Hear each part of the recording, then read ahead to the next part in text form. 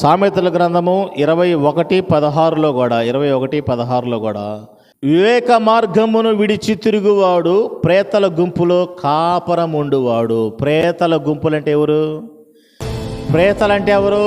ప్రేతాత్మలు, దయ్యములు, చీకటి శక్తులు. ఆత్మ చనిపోయిన వారు ప్రేతాత్మలుగా మారుతూ ఉంటారు. కొద్దిమంది ఆత్మహత్యలు చేసుకున్నవారు, వయసు ఉండి చనిపోయిన వారు, కోరికలు తీరని వారు, వీళ్ళందరూ కూడా ప్రేతాత్మలుగా మార్చబడతారన్నమాట. వివేక మార్గమును విడిచి తిరుగువాడు.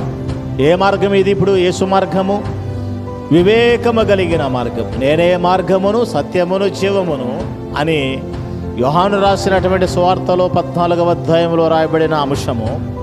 అదేవిధంగా 77వ కీర్తన 13లోని దేవా నీ మార్గము పరిశుద్ధమైనదని సెలవిస్తున్నటువంటి కీర్తనకారుడును మనం చూసుకుంటున్నాము. ఇక్కడికి వచ్చేసరికి ప్రియమైన దేవుని బిడ్డలారు, సామెతల గ్రంథములోని ఇదిగో సొలొమోను భక్తుడు అంటున్నాడు, వివేక మార్గముని విడిచి తిరుగువాడు ప్రేతల గుంపులో కాపురం ఉన్నవాడు. దేవుని మార్గము వివేకము కలిగినది. ఏది మంచో ఏది చెడు అనేది వివేకము కలిగినటువంటి వ్యక్తులుగా క్రైస్తవ మార్గములో మనము నడిచే వారముగా ఉండాలి. వివేకము కలిగి. కాబట్టి ప్రియమైన దేవుని బిడ్డలారా, మనము పాపమేదో లేకుంటే పాపమునుకున్నటువంటి శక్తి ఏదో మనం తెలుసుకోవాలి. అదేవిధంగా సత్యమేదో సత్యముకున్నటువంటి శక్తి మనం తెలుసుకొని పాపమునకు మనం దూరంగా ఉంటూ పాపముతో మీకేమి పని అనే వాక్యము సెలవిస్తున్న సందర్భాలలో మన మార్గము వివేకము కలిగిన మార్గము, మనము పవిత్రంగా మాట్లాడే బ్రతికే మార్గము, మనం పవిత్రంగా జీవించేటువంటి మార్గము. ఈ మార్గము పరిశుద్ధమైనదిగా ఉన్న మార్గము, సత్యము మార్గము, జీవము కలిగిన మార్గములో ఇప్పుడు వివేక మార్గమును విడిచి తిరుగువాడు ప్రేతల గుంపులో కాపరముండును. కాబట్టి దేవుని యందు మనము వివేకము కలిగి జీవించాలి. అదాత్మ నిష్కపటము కలిగి మనము బ్రతకాలి. మన బ్రతుకులు, మన జీవితాలు కపటమైన బ్రతుకులు కలిగి మనం జీవించడానికి వీలు లేదు. వేషధారణ బ్రతుకులు మనం జీవించడానికి వీలు లేదు. అదాత్మ ధనాశ కలిగి మనం జీవించడానికి వీలు లేదు. కాబట్టి దేవునిలో మనం జీవించినప్పుడు మనకు మన యొద్ద ఉండేది కేవలము యేసు నామమే. యేసు నామము తప్ప మరి ఇంకొకటి ఉండటానికి వీలు లేనే లేదు. ఆయన మార్గము పవిత్రమైనది, ఆయన మార్గము పరిశుద్ధమైనది, ఆయన మార్గము వివేకము కలిగిన మార్గము. సామెతలు 9:6 కూడా ఒకసారి మనము పరిశీలన చేసుకున్నట్టయితే ప్రియమైన దేవుని బిడ్డలారా, ఇక జ్ఞానము లేని వారై ఉండక జ్ఞానము లేదనుకోవడానికి వీలు లేదు. మనకు జ్ఞానము కలిగిన వారము. ఎందుకంటే మన జ్ఞానము ఇప్పుడు దేవుని జ్ఞానము. మన జ్ఞానము ఇప్పుడు దేవుని జ్ఞానము. రక్షింపబడిన తర్వాత దేవుని జ్ఞానము, పాపక్షమాపణ పొందుకున్న తర్వాత దేవుని జ్ఞానము.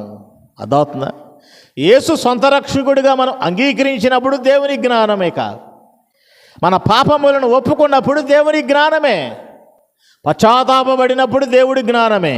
అందుకనే ఇక జ్ఞానము లేని వారై ఉండగా బ్రతుకుడి, తెలివి కలగజేయు మార్గములో చక్కగా నడువుడి. తెలివి కలగజేయు మార్గము, నేనే మార్గమును సత్యమును జీవము అన్న దానిలో ఏముందో తెలుసా? ఇప్పుడు తెలివి కలగజేసే మార్గం ఉంది. నేనే మార్గము సత్యము జీవము అన్న దానిలో ఏముందో తెలుసా? వివేకము కలిగినటువంటి మార్గం ఉంది. నేనే మార్గము సత్యము జీవము అన్న దానిలో ఏముందో తెలుసా?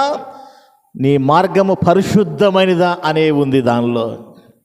కాబట్టి ప్రియమైన దేవుని బిడ్డలారా, జ్ఞాపకం చేసుకోండి, ఇక జ్ఞానము లేని వారై ఉండక బ్రతుకుడి. కాబట్టి ఒకప్పుడు మనము అజ్ఞానము కలిగిన వారముగా ఉన్నాము, ఒకప్పుడు మనం చీకటి కలిగిన వారముగా ఉన్నాము, ఒకప్పుడు మనము అందహీనులుగా ఉన్నాము, ఒకప్పుడు మనము సాతాను బానిసత్వపు బ్రతుకులలో మనం ఉన్నాము. అయితే దేవుడు తన రక్తమునిచ్చి సంపాదించుకొని, స్వరక్తమిచ్చి సంపాదించుకొని మనల్ని జ్ఞానవంతులుగా చేసి ఉన్నాడు. మనల్ని వివేకము కలిగిన వారుగా చేసి ఉన్నాడు. మనకు ఒక రాజమార్గమును వేసి ఉన్నాడు. మనకు ఒక మార్గమును పరిచి ఉన్నాడు. ఆయన ఆ మార్గములో మనం జీవించే వారముగా ఉండాలి. జ్ఞానము కలిగినటువంటి మార్గము, వివేచన కలిగినటువంటి మార్గము, పరిశుద్ధమైనటువంటి మార్గము, నేనే మార్గమును సత్యమును జీవము. కాబట్టి ఇక రక్షింపబడిన తర్వాత మనము జ్ఞానహీనులము కాదు. మారు మనసు పొందిన తర్వాత మనం జ్ఞానహీనులము కాదు. నమ్మి బాప్తీసం పొందుకున్న తర్వాత మనం జ్ఞానహీనులము కాదు. పశ్చాత్తాపపడిన తర్వాత మనం జ్ఞానహీనులము కాదు. కారణం ఏంటంటే మనము లోకరక్షకుడిని మనం సొంత రక్షకుడిగా మనం అంగీకరించి ఉన్నాము. మనము జ్ఞానవంతులుగా మార్చబడ్డాము. ఎలా మాట్లాడాలో, ఎలా బ్రతకాలో, ఎలా దేవునిలో ఉండాలో, ఎలా ఎదగాలో మనము జ్ఞానముతో వివేచముతో మనం బ్రతకాలి. అదే దేవుని నుండి పొందుకున్న జ్ఞానము.